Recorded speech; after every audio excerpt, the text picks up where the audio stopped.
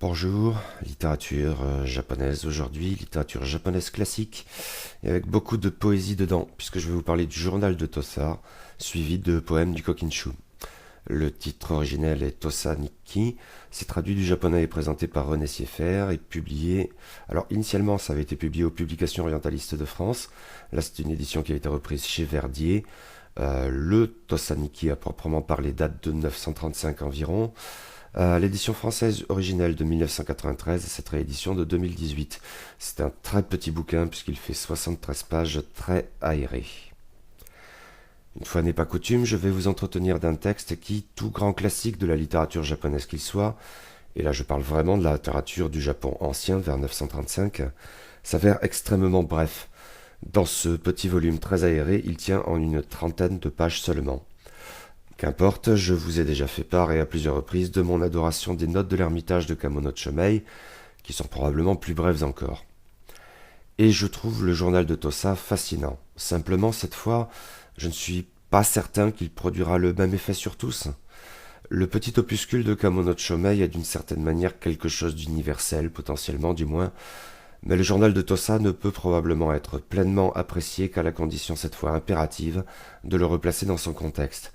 Cela ne signifie certainement pas que le contexte fait tout, mais je crois qu'en avoir au moins un aperçu est nécessaire pour savourer pleinement la beauté, l'élégance, la tristesse, l'audace, l'astuce de ce bref texte, et sa saveur poétique.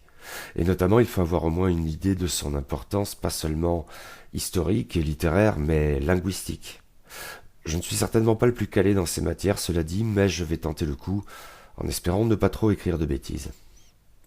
Et d'abord, quelques mots sur l'auteur. Son nom n'apparaît pas sur la couverture pour quelque raison que ce soit, mais nous savons sans l'ombre d'un doute qu'il s'agit de Ki no Tsurayuki, qui est né vers 872 et mort vers 945. Un bonhomme assez fascinant et c'est peu dire. Au Japon, il est considéré sans l'ombre d'un doute comme étant le plus grand poète de son temps, et un des plus grands poètes de toute l'histoire du Japon. Mais son importance en matière de poésie ne réside pas seulement dans sa production personnelle, par ailleurs pléthorique. En effet, jeune homme encore, il a été désigné par l'empereur pour superviser la compilation de la première anthologie impériale officielle de la poésie japonaise, le Kokin Wakashu ou Kokinshu. Si le Manyoshu antérieur avait pour lui d'exprimer les vertus d'une poésie japonaise davantage primitive et formellement variée, et si d'autres anthologies impériales suivront sur lesquelles travailleront d'autres poètes illustres comme Teika, le Kokinshu est souvent considéré, et encore aujourd'hui, comme l'expression la plus pure de la poésie japonaise classique. Mais Ki no Tsurayuki ne s'est pas contenté de compiler des poèmes. D'une part, il figure lui-même dans le Kokinshu. En fait, avec 105 poèmes retenus, il est le poète le plus cité dans l'anthologie qu'il a lui-même compilée. On n'est jamais mieux servi que par soi-même, à moins que les responsables ne soient les autres compilateurs. Mais il y a plus. D'autre part, en effet, Ki no Tsurayuki a également livré une préface au Kokinshu, et aussi brillante soit sa poésie, cet essai est probablement plus important encore au plan historique.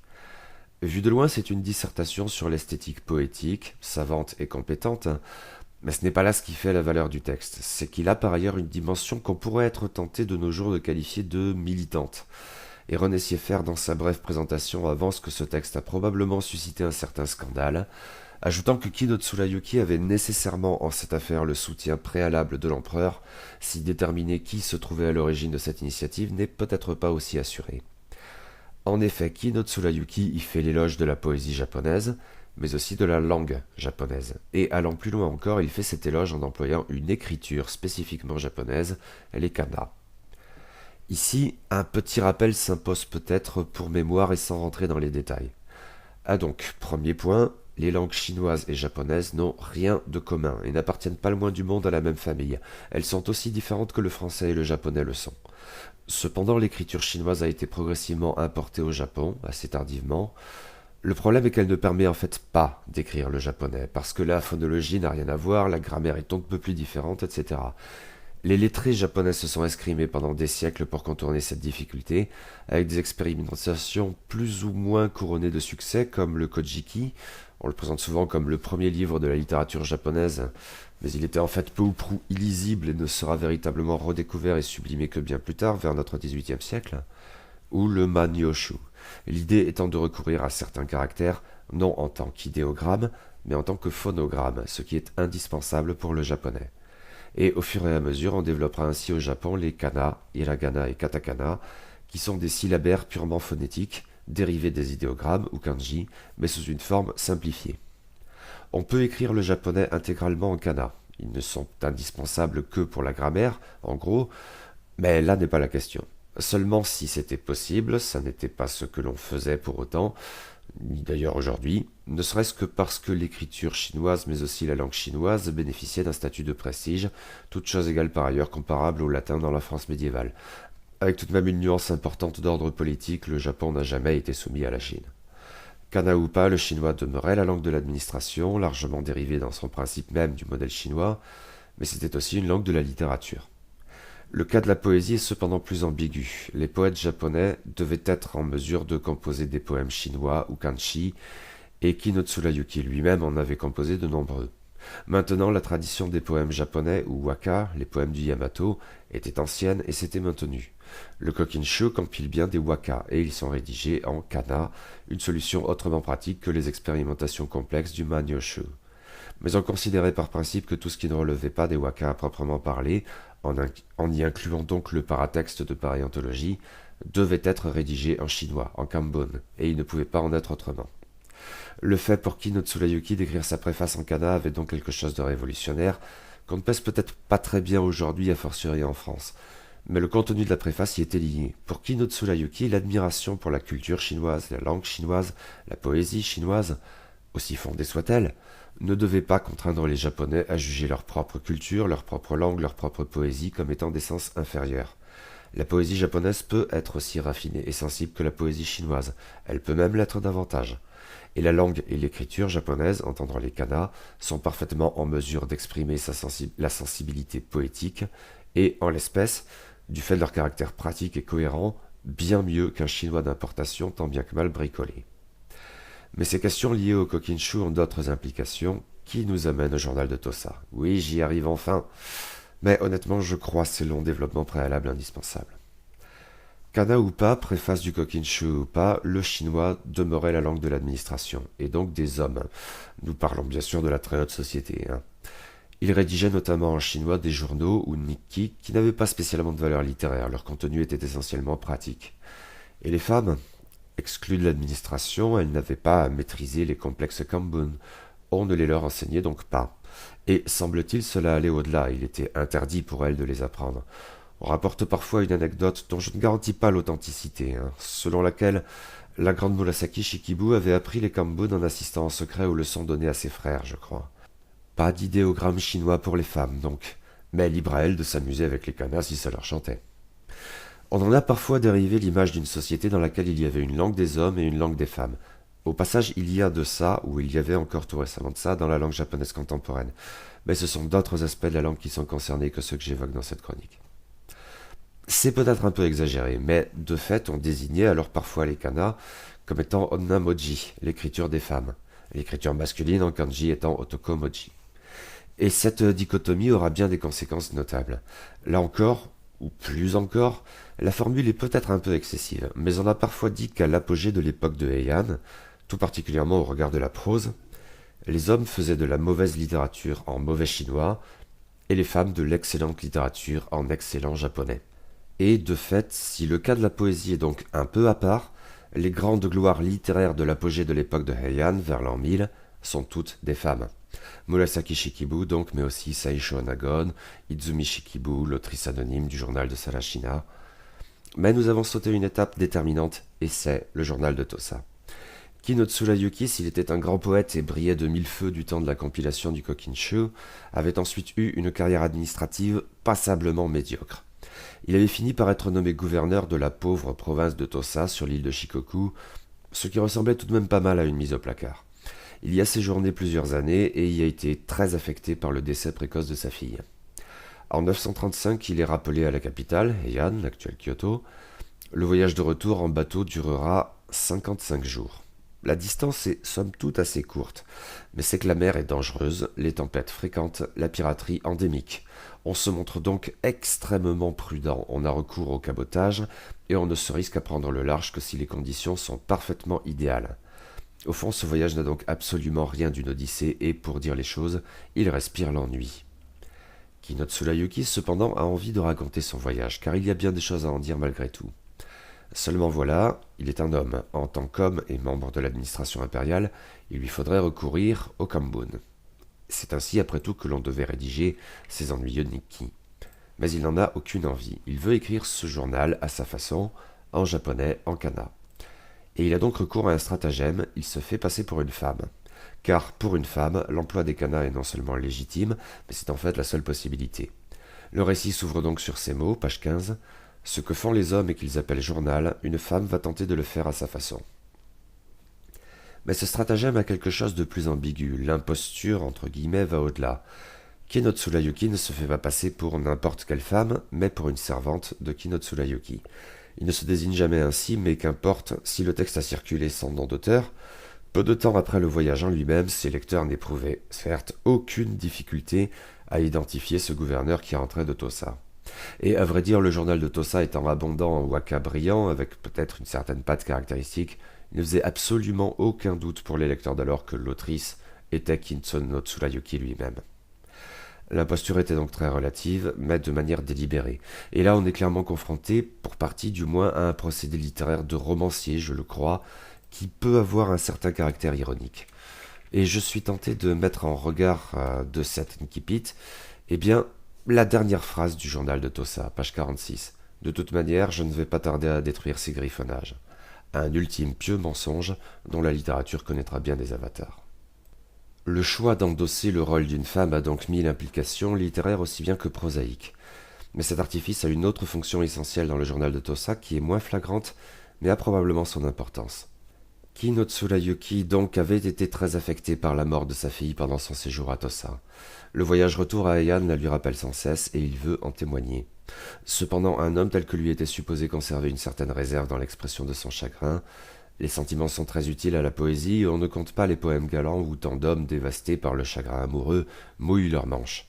Mais en dehors des particularismes de l'activité poétique, les femmes sont plus libres d'exprimer leur douleur. La servante qui est supposée prendre la plume témoigne donc du digne chagrin de Kino Tsurayuki, mais en tant que femme, elle peut se permettre d'exprimer son propre chagrin d'une manière plus vibrante. Et tout cela aura son importance sur la suite des événements. Très vite, le journal de Tosa sera lu et admiré, et il suscitera à terme des émules, à ceci près qu'ils seront cette fois véritablement écrits par des femmes. En fait, le Nikki deviendra un des genres les plus florissants de la littérature de Heian, et en mettant un peu à part le journal de Tosa du fait de son statut particulier à plus d'un titre, nous pouvons en citer notamment 3 exemples particulièrement célèbres. Le journal de Sarashina, d'une autrice anonyme, pour ce que j'en ai lu, c'est le plus beau, le plus touchant des Nikki. Le journal de Murasaki Shikibu, l'autrice du Didu Genji, et le journal d'Izumi Shikibu. Tous 3 figurent dans le recueil journaux des dames de cour du Japon ancien, traduit de l'anglais cependant. Les 2 premiers se trouvent séparément chez Verdier dans une traduction du japonais de René Sieffert. Et si les fabuleuses notes de chevet de Seisho Nagon ne relèvent pas techniquement du Nikki, on parle plutôt de Zuihitsu, elles puisent pour partie dans les mêmes thèmes et les mêmes modèles. Mais il y a éventuellement un autre aspect à prendre en compte, plus généralement, et c'est que, même si la forme du Tosa Nikki mêle constamment prose et poésie, à la manière de ce que l'on appellera ultérieurement les Uta Monogatari, comme par exemple les contes d'Issei ou le dit de Heichu, il n'en reste pas moins que le récit en prose y revêt une importance bien supérieure. Et peut-être était-ce pour le coup déterminant de sorte à paver la voie pour les grandes œuvres en prose qui suivraient, et au premier chef le roman fleuve de Murasaki Shikibu, le dit du Genji.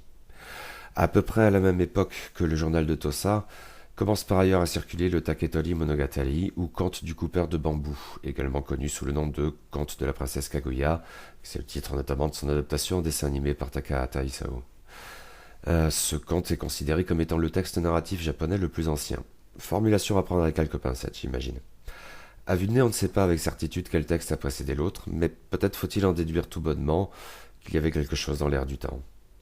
Maintenant, le journal de Tosa, si c'est bien un récit, est donc perpétuellement entrelacé de poèmes, tous des tanka, le poème court classique, obéissant à une structure rythmique 5-7-5-7-7. Kino Tsurayuki est probablement l'auteur de la majorité sinon de tous, mais là aussi, il profite de son procédé littéraire pour contextualiser les poèmes et leur donner une saveur et une signification supplémentaires. De fait, tout au long des 55 jours que dure le voyage de Tosa à Heian, avec ses très longues escales décrétées par le pilote, toujours à l'affût de l'évolution du vent et de la pluie, les passagers s'ennuient à mourir. Ils ont donc recours à tous les moyens qui leur sont disponibles pour se distraire, et la poésie est probablement le principal d'entre eux. En fait, le journal de Tosa exprime bien, à sa manière un peu ambiguë, combien la création poétique était centrale dans la vie d'alors, et pas seulement des aristocrates peut-être. Tout le monde y compose des poèmes, les hommes comme les femmes, les hauts gradés de l'administration comme les marins, les vieillards et jusqu'aux enfants. Cela ne signifie pas que tous ces poèmes sont bons, et Kino Tsurayuki, joueur peut-être, pointe plus qu'à son tour sous son déguisement d'humble servante quand elle se livre à des critiques parfois acerbes des vers des autres, qui pourraient donc très bien être les siens. Les figures plates sont impitoyablement dénoncées comme telles, mais les efforts sont relevés et la narratrice n'est pas la dernière à louer les charmants waka un peu naïfs de tels gamins qui contemplent la mer. Et certains sujets touchent plus particulièrement, au premier chef bien sûr, tout ce qui renvoie au douloureux deuil de Kino Tsurayuki. Et c'est ainsi que ce long voyage, bien trop long, cette anti-odyssée placée sous le signe de l'ennui et de la lassitude, acquiert une certaine beauté souvent mélancolique qui lui est propre. Ou peut-être n'est-ce pas tout à fait le mot, car il y a peut-être là quelque chose de plus essentiel que d'aucuns plus tard considéreraient comme révélateur d'une certaine âme japonaise, avec des guillemets, une sensibilité au temps qui passe, à l'éphémère, au caractère fuyant et impermanent du monde, ce que bien plus tard au XVIIIe siècle l'érudit Motoori Norinaga, étudiant le dit du Genji, qualifierait de mono no haware. Il faut se méfier de ces discours essentialistes, mais la poignante évocation de l'enfant trop tôt parti produit bien des sentiments de cet ordre, tout spécialement quand les personnages, retrouvant tel lieu qu'ils avaient fréquenté bien des années plus tôt en compagnie de la petite fille, ont le cœur serré par le constat implacable de son absence. Cette édition se conclut sur une sélection de poèmes du Kokinshu. La formulation est un peu ambiguë, mais je suppose qu'il s'agit bien de poèmes de Kino Tsurayuki lui-même. C'est peut-être d'ailleurs l'occasion de relever que, passé la présentation de René Sieffert et un très bref lexique en fin de volume, cette édition, comme toujours dans ces volumes de littérature japonaise classique repris chez Verdier, est autrement dépourvue de notes, etc. Je le regrette un peu parfois.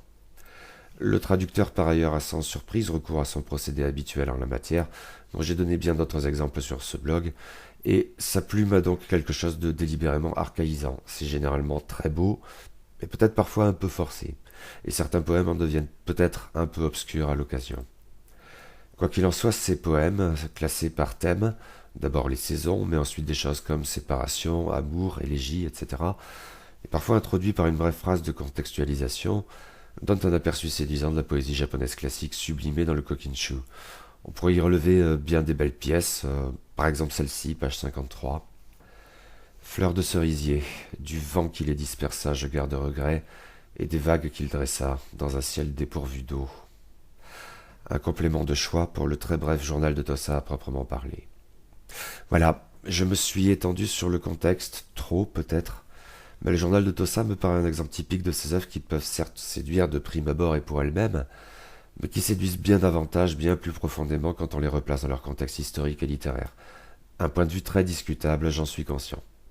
Quoi qu'il en soit, ce texte me fascine et me parle toujours un peu plus à chaque relecture.